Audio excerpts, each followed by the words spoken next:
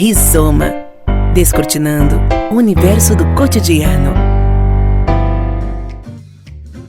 Olá, seja bem-vindo, bem-vinda. Estamos começando o Rizoma temático aqui na Unijuí FM, um Rizoma especial para você que está acompanhando. Estamos aqui na casa da Unijuí, no estúdio avançado da Unijuí FM, trazendo um Rizoma especial sobre o Dia do Professor, no Dia do Professor, gravado aqui no Dia do Professor, falando sobre o desafio dessa profissão que é tão nobre, tão essencial e nesta era digital, como chamamos aqui, vive sem dúvida também várias transformações e desafios. Tudo isso é assunto a partir de agora no Rizoma temático, que traz aqui os seguintes convidados: a professora Fabiana Diniz Kurtz, do programa de pós-graduação em Educação nas Ciências, também a professora Marta Borgman, da Pedagogia da Unijuí, o professor de História da Unijuí, José Pereira, e a Cássia Guetens Darui, que é mestranda do programa de Educação nas Ciências. Sejam todos bem-vindos, todos professores, né? Todos professores. Começamos por aí. Eu quero saber de cada um o porquê da escolha dessa profissão, como eu disse, talvez a mais essencial para uma sociedade. Professora Fabiana, estão apontando aqui, eu vou começar. Estão apontando, aqui. Não sei porquê. Vou começar pela minha direita. Democraticamente eleito. É uma pergunta, tu viu os olhares, né? Primeiro, né, saudar a todos, todas, né? É muito bacana estar aqui nesse dia que é tão especial para todos nós. É o dia que a gente recebe muita imagem, muita lembrança, muita figurinha, muitas homenagens de alunos, de ex-alunos. Então, é um dia que não pode, né, e não deve passar em branco de fato. Então, é muito bacana estarmos aqui falando sobre isso. Por que escolhemos ser professores, né? Eu sei que enquanto eu estou falando, fica todo mundo fazendo o flashback, né? Lembrando do primeiro dia, no meu caso, do vestibular, né, para letras, que não foi o primeiro. Então, a escolha da docência, eu digo, até eu comentei que eu fiz uma narrativa um tempo atrás, pensando, né, nessa questão da docência, do porquê ser professor. E nesse dia, é inevitável, né, colegas, a gente sempre lembra do que me levou, né, do que nos levou à docência. Eu sei que é meio chavão, sabe, mas assim como eu, outros colegas dizem, mas não fui eu que escolhi a docência me escolheu. É um chavão, mas a gente precisa parar para pensar. No meu caso em específico, ser professora não era a primeira escolha. Não era a primeira opção. Meu sonho é ser professor. Não era. Por outro lado, eu não tinha grandes sonhos, assim, do eu vou ser isto, né? Eu gostava e amo, né, muito linguagens. E não é à toa, e ninguém me disse, tu tem que ser professora. Não. Fui trilhando caminhos e eu disse, mas por que? Eu sou apaixonada por inglês. Sou apaixonada por português, por que eu não vou fazer letras? E fui. E fui bem aprovada e tudo mais, né? Então, o que eu gosto de dizer é que não era também um sonho da minha família. Então, é interessante a gente ver isso. Eu estou falando há um bocado de tempo. Não vou dar números, tá? Mas há muitas décadas atrás. E todo mundo dizia assim, mana, mas com a nota que tu tirou, com a pontuação que tu tirou, tu entrava para tanto curso, nas épocas de vestibular e tudo mais. Por que letras, né? Então, assim, é algo que eu carrego comigo muito no sentido do provar para mim, né? Mas principalmente assim para os outros, e não estou falando da família, até porque depois de mim eu fui uma das primeiras a ter o primeiro curso superior da minha família. E era uma família, né, muitas mulheres e tal, e muitos não tinham curso superior. Então é a família. E tinha alguma professor? Nenhuma. Também não. Eu fui a primeira também. Depois de mim ainda veio mais uma prima pedagoga. E só.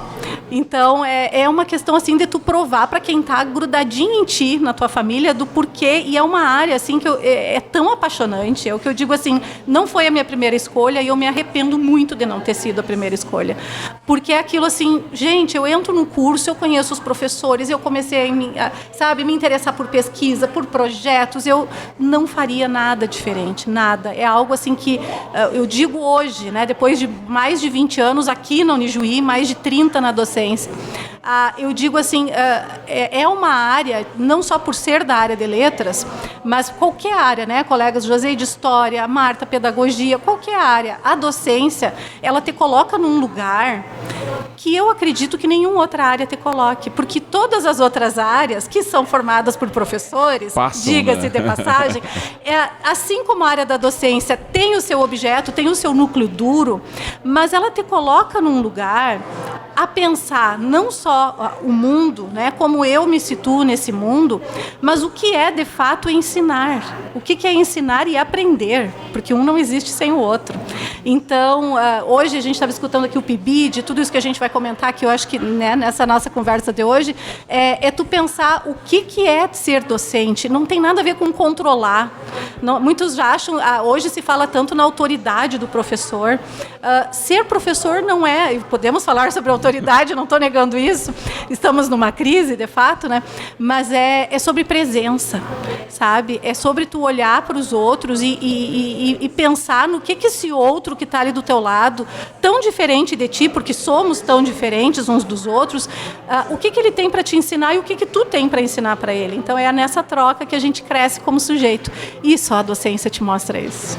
E foi esse o caminho que levou, ou pelo menos o principal deles. Eu hoje estar pensando dessa forma, depois de tantos anos, sabe? Eu sou muito grata por tudo que me aconteceu e que me levou a essa escolha, sabe?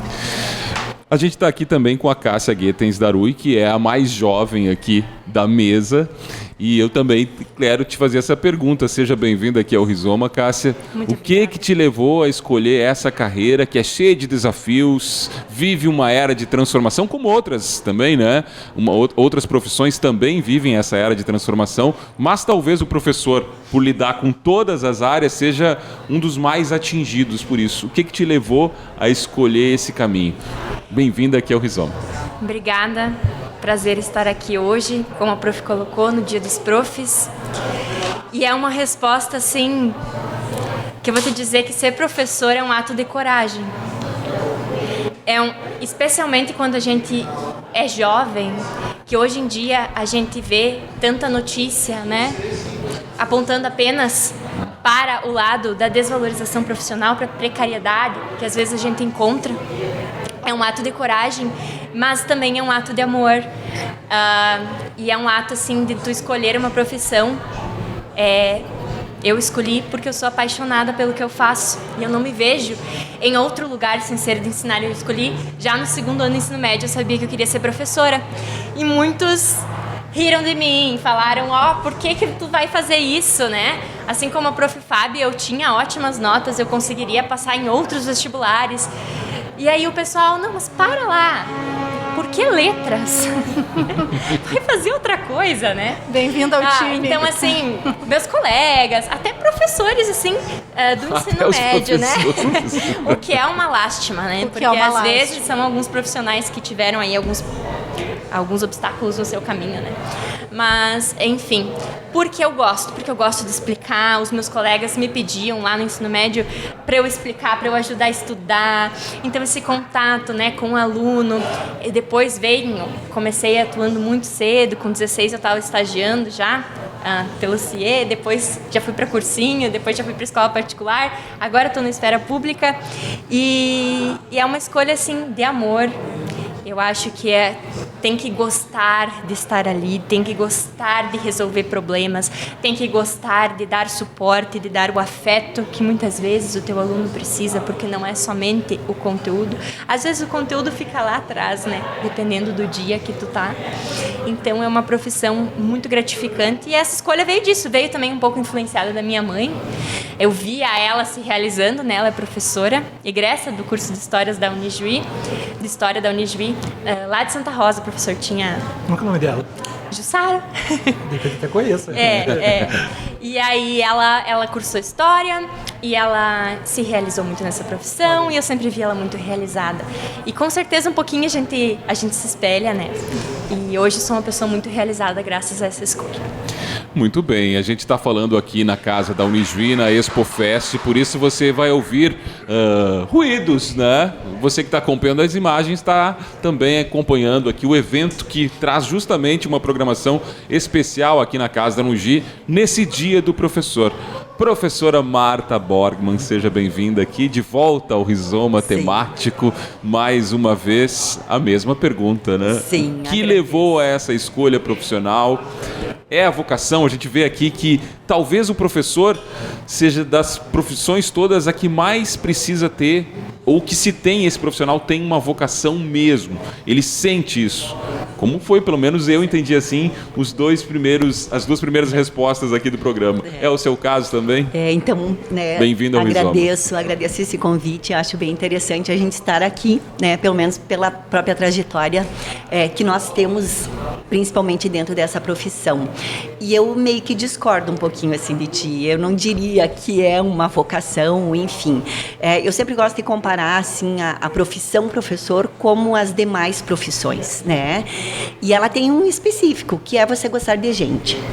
Quer dizer, independente de qualquer área, ou enfim, um engenheiro, ele muitas vezes pode não estar lidando com pessoas, mas pensando projetos para as pessoas. Você percebe? Então, assim, para mim, ser professor, ela é uma profissão que você escolhe com muita responsabilidade, mas que tem exatamente essas questões. Assim como qualquer outra pessoa vai escolher ser médico, ser dentista, ele já tem, né, talvez alguma relação com a área ou não. Enfim, né, são quereres, como eu digo, né? E eu também sou de uma família que ninguém é professor, né? E aí você vai dizer como que você escolheu ser professora. Como que você escolheu? Pois é. E aí quando a gente faz os nossos memoriais hoje, né, inclusive para pesquisa, enfim, quando a gente vai adiante, eu tive que buscar lá no fundinho do baú, assim, para entender por que eu acabei caindo, né, exatamente nessa questão de ser professora, inicialmente na área da licenciatura da educação especial, né, então ser professora de pessoas com deficiência, e posteriormente a pedagogia e a sequência, né, mestrado, doutorado, enfim, pensando e entendendo essa continuidade. A minha primeira escolha foi nutrição. Eu fiz meu vestibular com 15 anos, para vocês terem uma ideia, né? Eu fiz o vestibular em janeiro, fevereiro, e abril eu faria os meus 16, então eu ainda estava nos 15 anos, sem muita ideia do que realmente seria esta profissão. E eu me recordo, eu fiz um semestre e acabei trocando porque eu não prestava muita atenção naquele conteúdo dos professores do curso de nutrição, mas eu ficava encantada com os professores. Me lembro como se fosse hoje, eu fiz o meu vestibular aqui na Unijuí, isso lá por volta, acho que eu digo a idade, né, 1983, para vocês terem uma ideia. E eu me apaixonei, Douglas, assim, de ver Maria Cristina Panceira chegando de São Paulo, diretamente de São Paulo, sendo professora, então, de biologia, né, dentro do curso de nutrição, e eu fiquei muito apaixonada por elas. E disse, não, eu não quero ser nutricionista, eu preciso ser professora. E aí eu fui me remetendo, assim, né, qual especificidade, e ali eu ainda não assumi a minha postura de ser, porque eu queria na área da saúde alguma coisa, né? E aí eu fui para ciências, onde também não me encontrei, para vocês terem uma ideia, e aí eu fui buscar então a educação especial. Mas ela veio comigo exatamente assim por memórias. Eu digo que a gente tem muita memória emocional, muita memória, né, que te leva a pensar algumas questões na tua vida, e eu me lembro assim que sempre desde pequenininha eu era muito politizada, né? Eu me lembro assim com meus 8, 9, 10 anos já discutindo Jornal Nacional, políticas, acontecimentos, enfim. E eu trabalhava, então, já naquela época, tentava alfabetizar 2 meninos gêmeos com deficiência. Eles faziam catequese, eu era catequista na época, muito pequenininha ainda, com meus 12 anos, e eu jurei para mim que eu iria alfabetizar aqueles 2 meninos. E eu trabalhei muito, muito, e não consegui. Não consegui, porque eles tinham uma deficiência intelectual bem considerável. Hoje eu olho para trás, já são adultos, né, com 48 anos, mais ou menos, né, e eles realmente tinham uma deficiência. E eu fui embora, fui para Santa Maria fazer educação especial, e eu acho que o que me moveu sempre foi, sabe, Douglas, esse comprometimento com a humanidade, com aquilo que ia pela contramão, por aquilo que você percebia que mesmo de pequena você precisava de ideias, você precisava discutir, eu precisava de leitura, eu precisava de argumentos para contrapor, né, com algumas coisas que eu não acreditava e não gostava.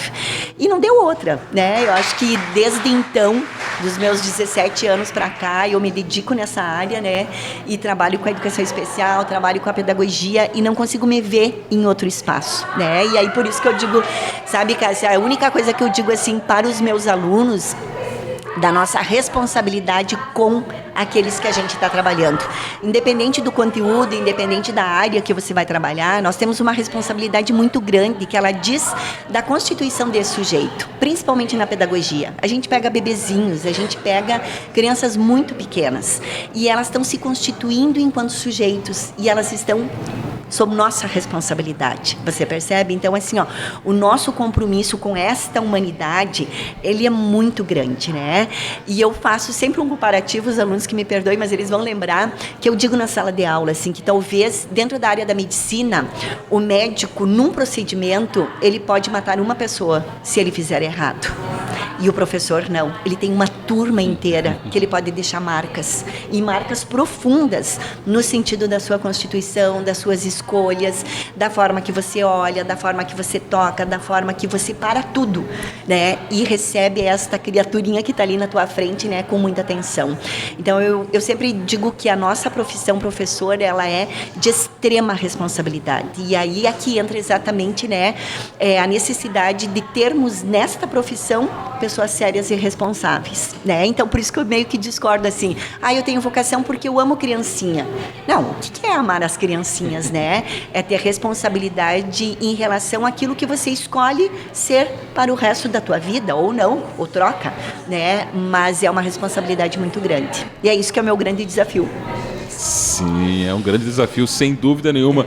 José, como é que esse desafio aparece na tua vida? Como é que você decide, toma essa decisão de ser professor? Mais uma vez, bem-vindo aqui ao Rizoma. Muito bem, muito obrigado, Douglas. Obrigado pelo convite. Uma saudação, então, especial aos meus colegas aqui de bancada. Uma saudação a todos aqueles que nos ouvem, nos assistem, né, nas redes sociais. Hoje, aqui, quarta-feira à tarde, estamos aqui no parque. Amanhã, quinta-feira de manhã, na transmissão ao vivo na rádio. Então, a minha saudação especial a todos e especialmente aos professores, né, e estudantes, né, licenciandos que nos escutam, que também estão, digamos assim, pensando sobre as suas próprias escolhas também. Eu escutava os colegas e eu fazia também os meus próprios links, né, como a Fábio falava antes, né, sem querer entrar no clichê do a profissão me escolheu, mas de certa forma sim também, né, e também tem um pouco dessa coisa da família, sabe? Eu, no meu caso, né, a Cássia falava, tem a mãe, a professora, né, Fábio e Marta, sem parentes. No meu caso, eu tenho uma penca de parentes. Assim, cara, meu pai e minha mãe professores, né? Devem estar me ouvindo agora, eu vou falar, vou eles tocar no... Eles sabem. Eles sabem também que eu, quando entrei na docência, foi um pouco por rebeldia, né? A Cássia falava sobre a coragem, eu gosto mais da ideia da rebeldia. Resistência, rebeldia, sabe? Eu era um adolescente rebelde e eu acho que essa rebeldia me trouxe para a docência. E aí eu lembro do José Pacheco também, né? O José Pacheco fala que existem duas formas de você entrar na docência, né? O José Pacheco é um pensador na educação português, contemporâneo nosso. Ele diz que ou você entra por amor ou você entra por vingança. Né? No meu caso, eu acho que eu fui um pouco vingativo, assim, vingativo contra o sistema, vingativo contra essa ordem estabelecida, massacrante, sabe? Eu via isso em casa. Eu me criei com os meus pais reclamando da condição, reclamando da situação financeira, mas ao mesmo tempo eu via meus pais satisfeitos, sabe? Respeitados pelos alunos, numa posição de destaque lá nos anos 80, 90.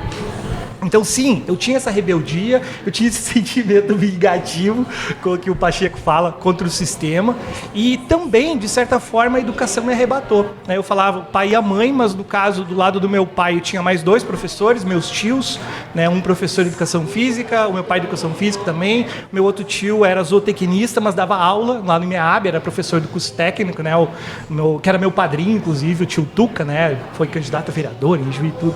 E do lado da minha mãe, todas as irmãs dela eram professoras, foram professoras. Então, assim, só faltam dedos para contar todos os professores que fizeram parte da minha infância. Então, quando eu chego em casa e digo, vou fazer história, vou ser professor. Eu não disse que ia ser professor, eu disse, vou fazer história. Mas tu vai ser professor? Não, eu vou fazer história. Ponto. Né? Ser professor é outra história. É outra história. Eu vou fazer história. Por quê? Porque eu gosto de história. Que eu gosto do conhecimento, porque eu gosto das coisas que eu lia. Eu gostava dos jogos que eu jogava. Eu gostava do RPG. Eu tinha uma série de referências do mundo, da história, enfim, que de certa forma me puxavam para isso. Eu adorava jogar xadrez e essa foi a minha primeira experiência docente. Eu comecei a ensinar xadrez quando eu estava no primeiro ano do ensino médio. Eu tinha, 14 anos e eu comecei um projeto, Marta, de ensinar xadrez para os anos iniciais na escola que eu estudava. Então eu estudava de noite no ensino médio, trabalhava de dia, trabalho desde os 14 também. E comecei esse projetinho. Eu ia de manhã na escola, de tarde, os anos iniciais eu ia de tarde, aliás. E eu pegava os alunos lá que tinham interesse, ia para um lugar na escola lá e ensinava xadrez. E dali eu comecei a dar aula particular. Teve algumas famílias que me pagavam e tal, eu ia em casa ensinar xadrez. Eu tinha 14 anos e eu estava me fazendo professor. Eu não sabia que eu estava me fazendo professor, mas eu estava me constituindo como um professor. A escolha pela história, bom, tem outros fatores, né? Inclusive não era a minha primeira opção também. Minha primeira opção era biologia. Sempre gostei das ciências da natureza. A segunda opção era jornalismo. E hoje, inclusive, a minha área de pesquisa no doutorado é análise de discurso em fontes jornalísticas, né? E fui para a história porque eu trabalhava na época numa cooperativa, na Cotrijuí, né? Eu trabalhava no arquivo da Cotrijuí e desde o início eu tive contato com acervos documentais muito ricos e aquilo tudo me despertou muito interesse. Eu passava horas no arquivo organizando documentos, descobri o Cotrijornal lá, que hoje é a minha fonte principal, fotografias antigas. Eu comecei a manusear aquele material e eu me descobri como um historiador ali. E a docência veio a rodo, né? Veio com o tempo, foi acontecendo. Os primeiros estágios para mim foram muito reveladores, né? Eu me entendi como professor. Você se encontrou nesse universo? Me encontrei nesse lugar, como falava, a contragosto, né? De certa forma, o pai e a mãe, tipo, não, tu não vê o sofrimento e tal. Vejo também. Claro que eu sei também que eles se orgulham muito das minhas escolhas e, enfim, aquele momento da escolha talvez tenha sido um pouco chocante, lá nos anos 90 ainda e tal. Mas com o tempo, né, a gente vai se acomodando, né? A Fábio falava antes da questão, acho que o Douglas falava antes da questão da transformação, né? Que a transformação como um fator impactante da relação docência. Eu gosto de pensar que as transformações não são um elemento externo que impacta no nosso fazer. Não, a transformação é parte da nossa matéria-prima. Porque nosso objetivo é transformar os indivíduos. A gente entra com a perspectiva de transformar aqueles sujeitos em alunos, depois transformar aqueles alunos em estudantes, eventualmente transformar aqueles estudantes em pesquisadores, né? Então a transformação é inerente. A gente recebe lá os casulos, as crisálidas. E a gente não interfere no processo de transformação, na metamorfose. Mas a gente espera que todos possam alçar voo no final dessa trajeto, né? É isso. Falou bem, né? Falou bem. Mas ele esqueceu o detalhe que ele foi meu aluno. Olha aí, ó. Participou também. Da transformação do José. Eu também, né? A Prof. Marta, com certeza. Sempre. Viu? Vamos falar sobre essa transformação, explorando um pouquinho mais o que a gente trouxe aqui no tema, que é a era digital, né?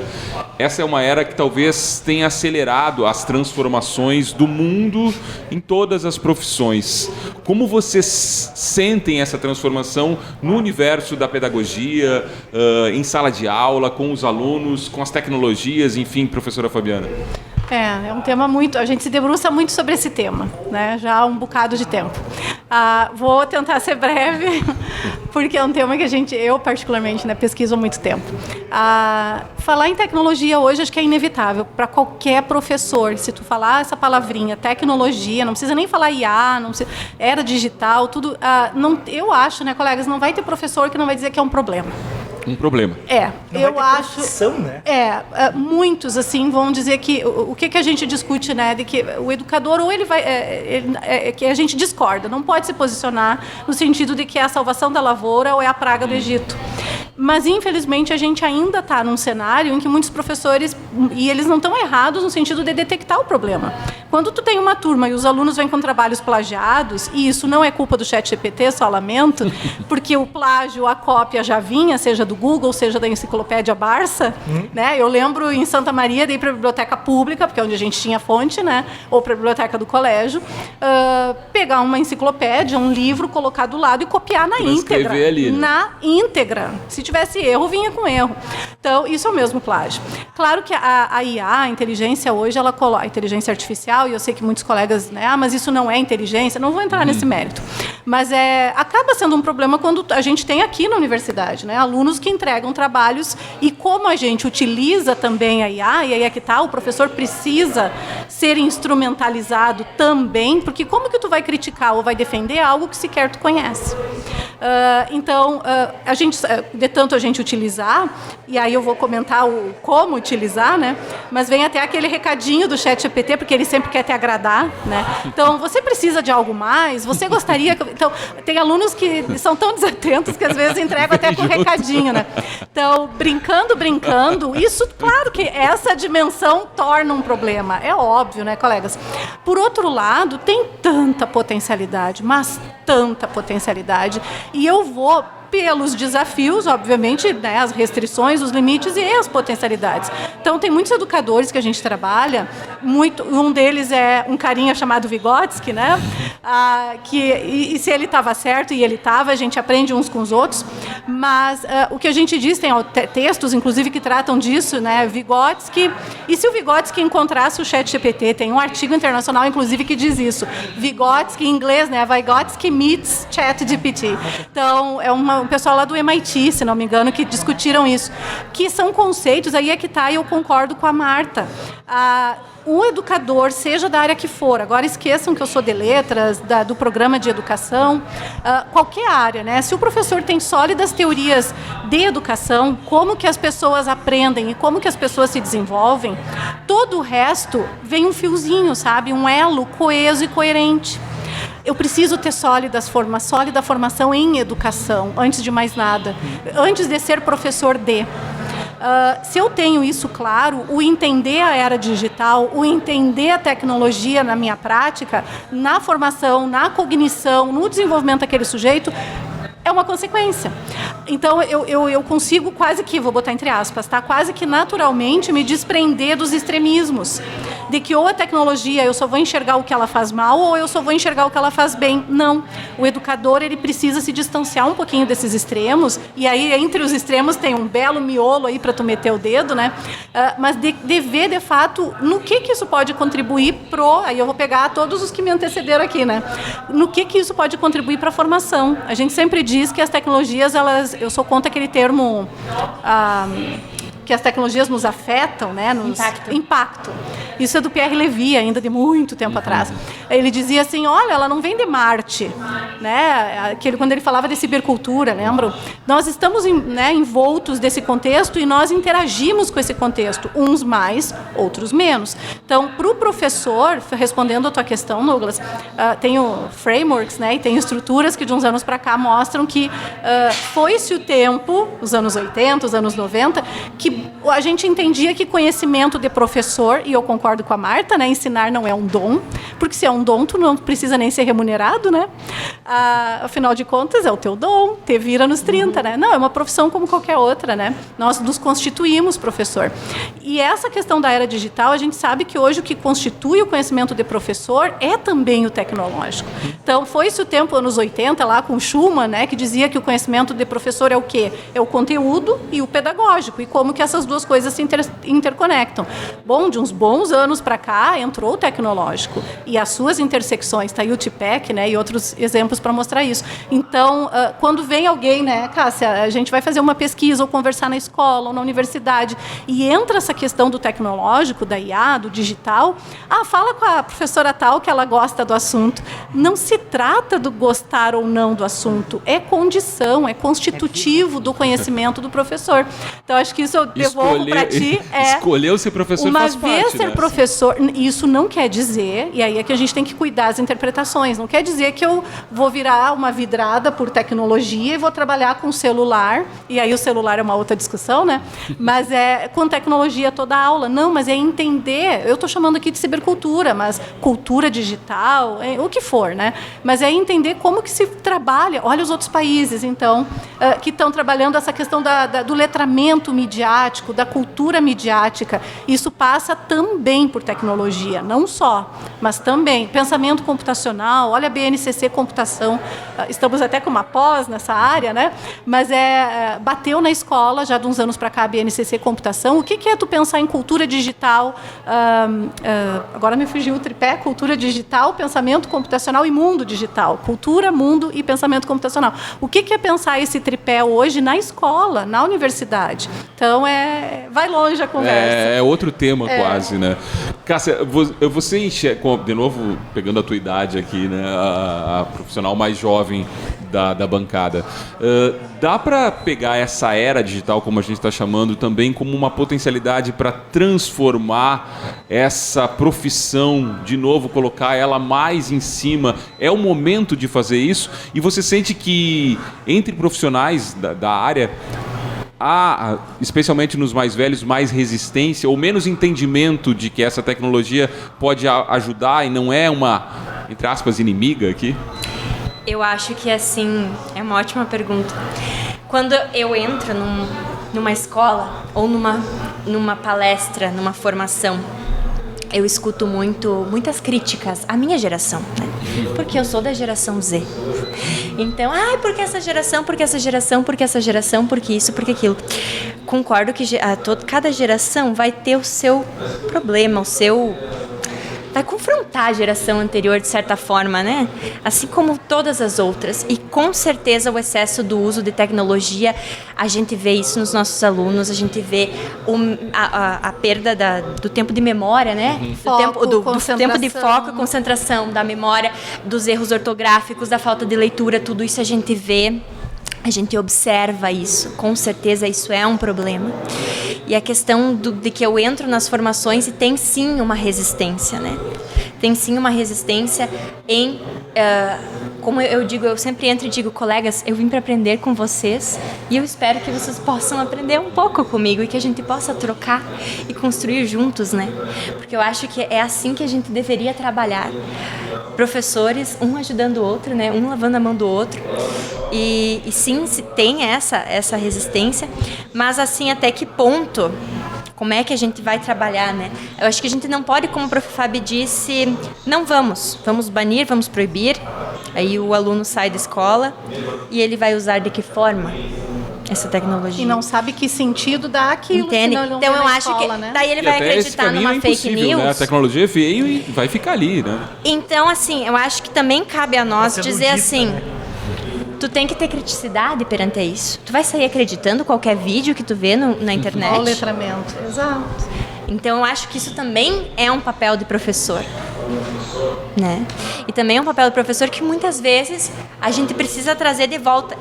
A tecnologia veio para a educação em 97, com o Proinfo. Mas ainda é necessário dizer... A gente precisa dizer para aquele aluninho ali que ele não pode sair acessando tudo que ele vê, que nem tudo que ele vê é verdade, que ele não pode sair postando tudo que ele acha, né? Que não vão ter consequências, ou que, enfim, que a internet é uma terra sem lei. Muitas coisas que a gente precisa, né, ainda fomentar. E que, apesar de estar amparado desde 97 por legislações que vem vindo e que vem atualizando, ainda é uma barreira, um obstáculo, né, que a gente ainda tem que lidar muitas vezes. Ainda há esse obstáculo. Professora Marta, também trazendo um pouco da sua experiência aqui, né? E aí estou falando também da educação inclusiva, né? A gente fala muito em inclusão, é a sua área também de atuação. A tecnologia aí sim é uma grande aliada, né? Uhum. E pode ser ainda mais, né? permitindo essa inclusão e trazendo outras possibilidades que a gente talvez não tenha nem noção no momento aqui do que pode vir tamanho avanço que está acontecendo nesse momento. É esse mesmo o caminho? É esse olhar que se deve ter, pelo menos, em relação a essas tecnologias, a essa era digital? Sim, perfeito. Escutando a Fábio, concordo plenamente e digo assim que esse é o cenário atual, né? Se a gente for pensar, eu acho que a própria inteligência artificial, a tecnologia, ele é o nosso quadro hoje. É ali que nós vivemos, encenamos, né? Dormimos, enfim, não tem como você pensar de forma diferente. E aí que eu digo que, né, tanto nós professores como qualquer outra profissão, né? Não tem como hoje você não viver disso, você pensando nos próprios instrumentos. E aí vem quais são os instrumentos hoje que nos conectam com o mundo, com as pessoas. São digitais, são tecnológicos, né? Que é diferente da Era da Pedra, né, José? Aqui, então, né? É esse contexto, né? Hoje aqui, a abrangência que a gente tem neste formato de fala, enfim. E eu diria assim, até pensando bem a questão da educação especial, se há uma área, e obviamente que outras também, que tem um benefício enorme, é exatamente essa, né? Hoje, para a gente pensar a questão das pessoas cegas, o quanto que as tecnologias hoje aproximaram ela desse mundo real, né? A dificuldade que se tinha no sentido do tato, que ele deveria de ser simplesmente aquele, né, que fizesse a ligação com o mundo. Hoje não, qualquer cego lê todos os livros, processos da área do direito, né, a coleção do Freud. Então, quer dizer assim, o cego hoje ele pode vir para a psicologia, ele pode ir para a área do direito porque há um material consistente, né, porque a tecnologia permitiu isso. Para o surdo hoje, a comunicação, que é o grande elemento impeditivo, né, que é através da língua de sinais. Hoje você tem, inclusive é brasileiro, né, o cara que fez o aplicativo do nosso Hugo, que é o Telk Rente, eu acho, né, que você baixa no teu celular gratuitamente e você consegue conversar com um surdo. De que forma que a gente poderia fazer isso se você não tivesse um curso de Libras, que você fosse aprender, né, todas essas questões. Então, eu acho que para a área, e aí pensando todas, né, a deficiência motora, né, a própria questão da área da neurologia hoje. Então, eu acho que para a área da educação especial, eu vejo assim que tanto que a gente tem, né, dentro da disciplina de educação especial, uma unidade em que a gente trata só da questão das tecnologias assistivas, né? Hoje, um autista, um paralisado cerebral, ele pode se comunicar com pranchas de comunicação que, quando eu comecei a trabalhar, eu ia na serraria e fazia tabuinhas e colava as figuras em cima para ele poder apontar. Hoje, a gente tem tudo disponível, né? Então, a própria questão da relação com o outro, a interação e, não esquecendo, né, o conhecimento. Ele te dá o acesso, né, ao conhecimento para toda e qualquer pessoa, né? Então eu acho que a gente tem que ver com estes olhos do quanto que a gente, né, tem beneficiado, então pensando ele enquanto instrumento, né, sem pensar com esse contexto que a gente, né, está nesse processo de imersão e não tem volta, né? Professor José, a educação já passou por outras eras transformadoras também, né? E já se fala, até a calculadora era uma ferramenta que causava usar ou não usar. Né? Isso também acelera a evolução para um profissional de educação mais preparado, porque são várias gerações que também foram passando por essas transformações e que hoje estão convivendo, como disse a Cássia aqui, várias gerações em sala de aula também, né? Talvez nunca ocorreu tamanha convivência geracional, e não é isso, não só entre professores, mas em outras profissões também, né? Mas na educação isso pode ser positivo para acelerar essa transformação na educação de uma maneira positiva, obviamente? A gente percebe essa aceleração do tempo de forma muito evidente na contemporaneidade, né? Eu diria que as revoluções tecnológicas que aconteceram na história da humanidade, todas elas causaram efeitos imediatos no processo de formação das novas gerações. Então, se você volta a 6.000 anos no passado e você vai ter lá a invenção da escrita, ela constrói uma nova dimensão de pertencimento dentro daquelas sociedades mesopotâmicas, no norte da África, no Egito, de forma irreversível, né? Por isso um processo revolucionário, irreversível e imparável. Não dá para voltar num tempo onde a escrita não existia. A escrita vai mudar toda a sociedade e vai demandar uma preparação dos sujeitos que viviam naquelas sociedades para conviver com a escrita. O mesmo vale para a imprensa, né, no final da Idade Média. Quando Gutenberg junta lá os tipos móveis e cria um mecanismo, um dispositivo tecnológico que possibilita imprimir livros com mais velocidade, isso amplia o acesso ao conhecimento e cria uma revolução científica, inclusive, que é o Renascimento, que é imparável. Não dá para voltar num tempo onde os livros não existiam. É uma revolução, é um processo disruptivo. E cada surgimento desses, cada marco desses, também teve todo um movimento contrário. Acredita? Sempre, né? Inclusive contra a escrita. Exatamente. Do tipo, mas e a oralidade? Vão perder a memória. Ficar? E a memória? A memória oral, a transmissão oral. Né? A escrita vai acabar com isso. Não. A escrita não acabou com a memória e com a oralidade. Ela se somou. Mudou. Ela se somou. A imprensa não acabou com a escrita manuscrita, ela se somou, né? E assim como as tecnologias que surgem na metade do século XX, na segunda metade do século XX em diante, né, com os primeiros computadores, com as primeiras formas de conexão entre computadores à distância, que a gente vai dar o nome de World Wide Web mais tarde, né, o www, a internet, e depois ainda as redes sociais, e enfim, nós temos uma sucessão de eventos acontecendo num espaço de tempo muito menor do que foi no passado e causando transformações de forma mais intensa, mais rápida, a ponto que a gente consegue ver a transformação acontecendo dentro da mesma geração, às vezes. Eu e Fábio somos de uma geração que passou por todos esses processos. Nós vimos o surgimento do computador e a chegada dele na escola. A máquina de escrever. A gente passou pela máquina de escrever. A fita cassete. A fita o VHS. Vimos o VHS virar DVD, vimos o DVD virar Blu-ray, vimos o pendrive, vimos o telefone surgir, vimos o telefone ter os primeiros tudo tá na jogos. Nuvem.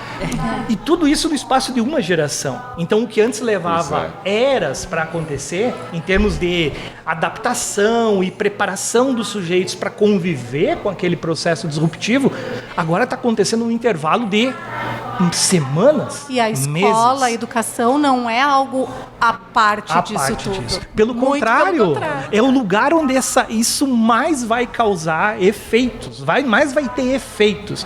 E muitas vezes esses efeitos são negativos no sentido de que afetam aquela estrutura que está lá posta, né? Uma estrutura que já existia e que tem que se adaptar a essas novas dimensões, a essas novas demandas. Então causa desconforto, obviamente que causa desconforto.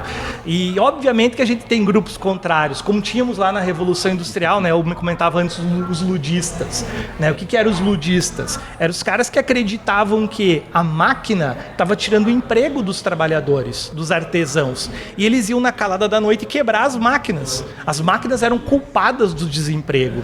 Então tu não tinha uma consciência de classe entre os trabalhadores que permitisse eles compreender toda a estrutura de opressão do trabalho, do proletariado. Então, à medida, aí vão vir os sindicatos, vão vir os movimentos, isso vai tornando forma, e a tecnologia não é a culpada. Aí é que tá, isso que eu ia dizer, é muito fácil, não vamos culpar a IA. Exato. Né? Não vamos culpar, a questão é a criticidade, o lugar, e aí vem Wert, vem Vygotsky, a palavra mágica qual é o sentido, a significação que os nossos alunos, que todos nós humanos damos a isso. As tecnologias são criações humanas. Exatamente. Elas não vieram de Marte. Então, qual é o sentido? E aí é que está a nossa defesa nesse dia de hoje. É na escola, é o professor, o sujeito que ajuda a dar esse sentido. Aí vem as funções mentais, as funções superiores. Como que tu muda de nível daquilo que é banal, daquilo que é tradicional, o teu polegar no telefone, é só o polegar no telefone. Tu tá cumprindo um objetivo, tu quer mandar uma mensagem para alguém, eu achei legal, eu vou compartilhar. Quem vai dar sentido a esse ato, a essa cultura, precisa ser o professor. E se me permite, prof, a importância da faculdade, do mestrado, da pesquisa, eu acho que é justamente isso, né? A gente, infelizmente, observa alguns jovens que dizem assim, eu não vou mais fazer faculdade. Isso a gente vê um movimento... Influenciadores, né? E tal. Eu vou ser influencer, eu vou ser empreendedor. Vou ficar rico. Não faça faculdade, assim, mas compra o meu cursinho. Não faça faculdade, mas compra aqui o meu cursinho e aprenda a ser milionário. Eu disse hoje ali em cima, né? Eu sou uma pessoa hoje no mestrado. E eu era uma pessoa antes disso. A gente enxerga coisas, aprende coisas que a gente não teria possibilidade. E se você ainda acha que um diploma não vai te trazer nada na tua vida, você está muito enganado. Experimenta ficar sem. Pelo amor, é assim, aí sentido da riqueza. Aí nós temos, né, a Fábio falava do dedo, o polegar na tela. O polegar na tela é o equivalente do Charlie Chaplin na linha de produção, né? Ele é o proletariado digital. Boa. Ele está ali produzindo dados, não sabe para quem. Ele está ali desperdiçando tempo, não sabe por quê. Ou seja, ele é um alienado dentro de uma estrutura de produção de dados que é o equivalente lá da linha de produção da Revolução Industrial. E há quem se aproveite. Só que ele acha sempre tem, né? Ele não faz ideia de que ele é uma engrenagem desse sistema produtivo. Ele é um proletariado digital. Viu? O papo vai longe. Vai longe, pois é. E a gente está indo para a parte final do papo e eu não tenho como não deixar de perguntar aqui para você sobre mercado de trabalho, né? A gente vive um momento em que se temia, inclusive há pouco, a falta de professores para determinadas disciplinas, né, em escolas. Que lugar é esse que a gente vive hoje? Para o mercado, para quem está pensando em escolher essa carreira, que tem todos esses desafios, mas também tem todo esse universo bonito de trabalho, de realização que vocês estão falando e trazendo aqui. Que momento é esse, professora Fabiana? Primeiro, eu acho que é dizer que é uma carreira muito promissora. E isso não é um discurso só de rebeldia e de resistência. Temos problemas? Temos. E não é tapar o sol com a peneira, estão aí os sindicatos, todas as movimentações, os movimentos sociais para mostrar isso. Temos problemas e somos nós, os sujeitos que estão nesta profissão, os primeiros que precisam reconhecer isso e não só reconhecer e lamentar, mas agir. A questão é o que te leva a te mover, né? Que ação tu vai levar para isso? Então, isso eu acho que é um primeiro passo. Reconhecer, sim, temos problemas. A carreira é um problema de forma alguma. Então, aí é que tá. Eu acho que é muito pobre, né? A gente reduz muito o discurso do ser professor é um problema, o salário é um problema. Ele pode ser um problema. E aí, para isso, nós precisamos, sim, reconhecer e discutir e trabalhar contra isso. Por outro lado, a profissão professor está aí, a Cássia, né, foi minha aluna, né, fez letras, está no mestrado, é minha orientanda no mestrado. Então, professora do município, da rede pública, trabalha ainda, né, Cássia, não recordo, na rede privada. Então, nós temos, sim, uma luz no fim do túnel e que tu enxerga que tu consegue chegar, eu não vou dizer facilmente, porque nada é fácil. Eu sempre brinco com os alunos, se alguém brincou algum dia dizendo que ser professor é fácil, né, vai lá e acerta as contas, porque nenhuma profissão é fácil. Isso eu ia dizer, né? Não nenhuma há, profissão. Nenhuma. Né? Tu vai te constituir professor, tu vai estudar, só que o ser professor, eu digo sempre, tu não descola. Tu vai numa livraria, tu vai num evento, tu vai para a Europa, tu vai para qualquer lugar, tu vai num museu, o teu lado professor está lá, tu está sempre pensando, né, na tua profissão, na tua área. Planejando. Essa é a minha profissão, então eu não sei falar por outras profissões, mas eu acredito que em outras até pode acontecer, mas talvez em menor grau. Então, o que eu digo assim do mercado de trabalho, ele é um mercado, e aí quando tu fez a tua primeira pergunta, o que te levou? Isso é uma das questões que eu pensei, eu quero trabalhar e não quero demorar muito para trabalhar.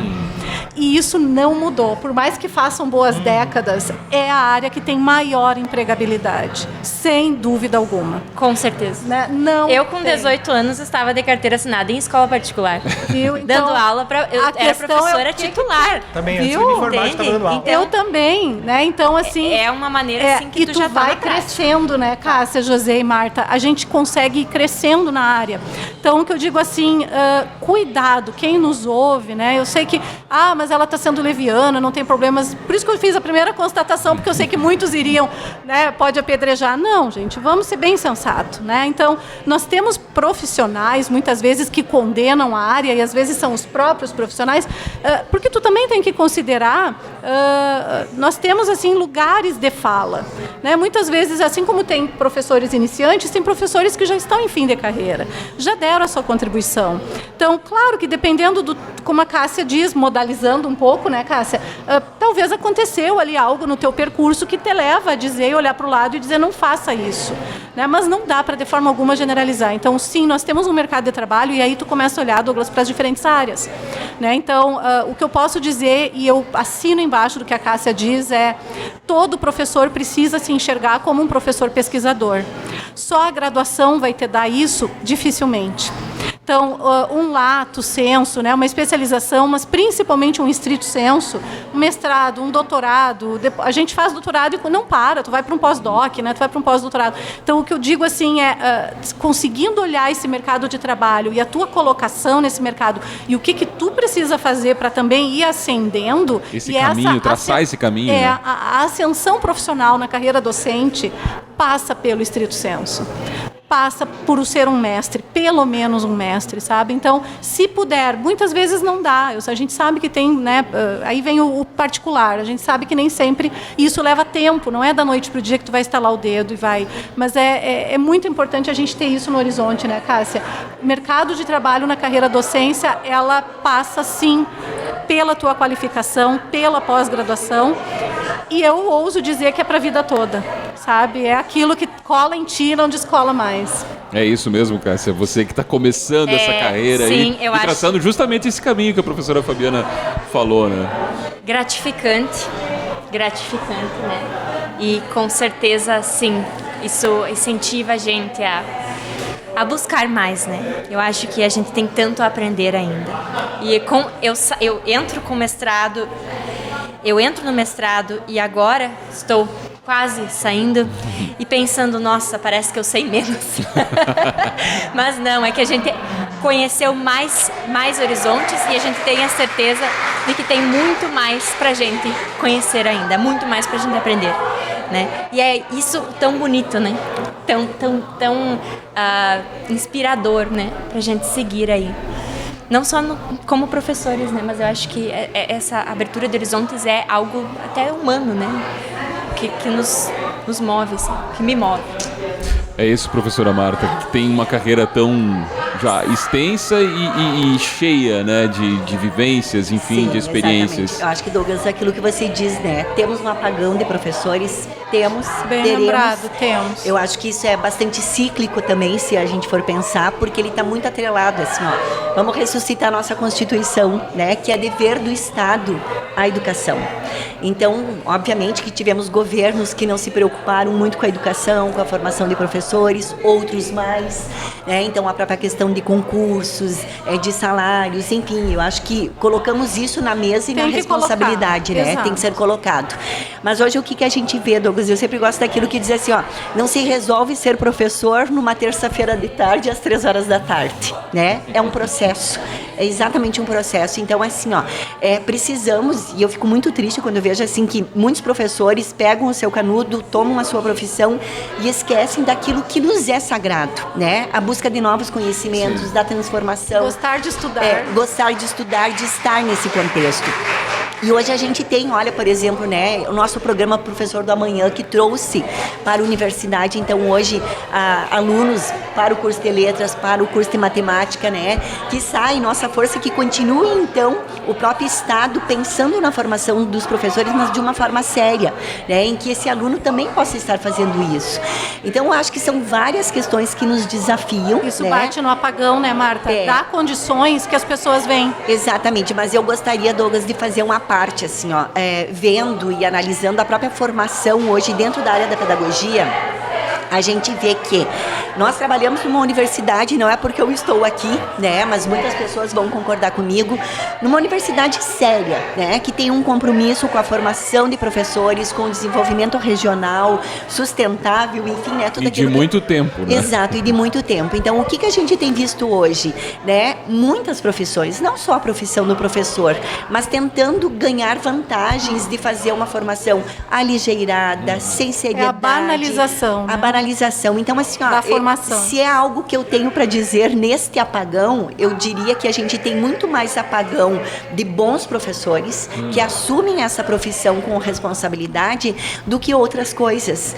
E aí, se a gente for pensar, ser professor hoje, como a Cássia disse, eu saí da universidade, ou antes dela eu já era CIE, eu já ganhava um salário, né? A profissão professor é a única que tem um plano de carreira, quer dizer, bem ou mal, ela já sai com um plano de carreira, plano de saúde, enfim.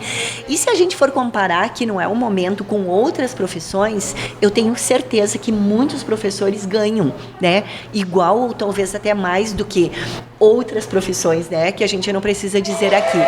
Então, eu acho que também tem esse cuidado, e a Unijuí está aqui, eu acho que nesse processo de formação há muito tempo. Então, também é um cuidado que a gente tem que ter com este professor que pega só o diploma, e aí ele vai para a escola, e ele para de estudar, e ele reclama, né, e não faz a contento aquilo que realmente tem que ser. É dessa forma, José, que a gente tem que olhar esse mercado de trabalho nesse momento, para quem está ouvindo agora e está pensando em seguir essa carreira de ser docente? É desafiador, sim. Ser professor é um ato bastante desafiador. A Marta dizia antes, a gente trabalha com seres humanos, a gente trabalha com um material que é muito volátil, que muda, que oscila, que tem humor, que muda os humores. Nós mesmos, né? Nosso humor varia conforme o dia, quando se entra em sala. Então, é desafiador. E, justamente por ser desafiador, ele não cai na rotina. Você não consegue manter uma rotina padrão na educação. Você não consegue calcular exatamente tudo que vai acontecer. Tu não fecha a gaveta e vai para casa e no outro dia abre a gavetinha. Você não tem esse controle. E por mais que a gente tente tê-lo, não é impossível. E nesse aspecto, tecnologia nenhuma é capaz de substituir um professor naquilo que ele faz de melhor. Que é entrar na sala de aula, quer saber como seus alunos estão só de olhar. Sim. Sabe? Só de trocar um olhar com os teus alunos, tu já sabe como eles estão, como é que foi o fim de semana, né?